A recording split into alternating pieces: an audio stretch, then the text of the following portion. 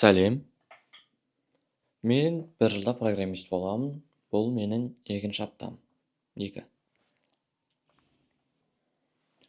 Мен бірінші видео шыққаннан бері шамамен 10-15 сайттың версткасын жасадым. Оны жақсы бір үйреніп алдым. Препроцессормен жұмыс істеп көрдім. Жұмыс істеп жатырмын, үйреніп жатырмын.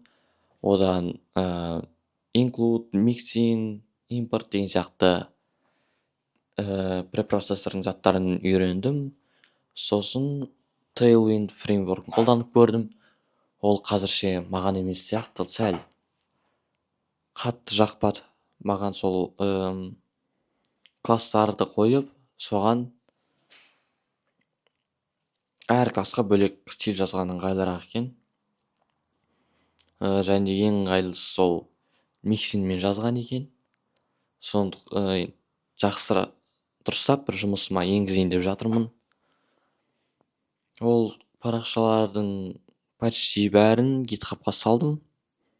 Ол жерде бірақ стильдермен дұрыс қосылмай қалыпты, сондықтан стильдері дұрыс көрінбейді.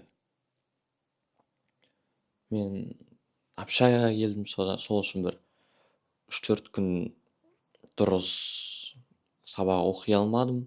Жолда болдым дегенде сонда да қалдырмауға тырыстым. Тек осы кеше және жолда 1,5-2 күндей мүлдем қарай алмадым. Басқа кезде күндік минимумды орындап отырдым. Ең аз дегенде 10 минут деп.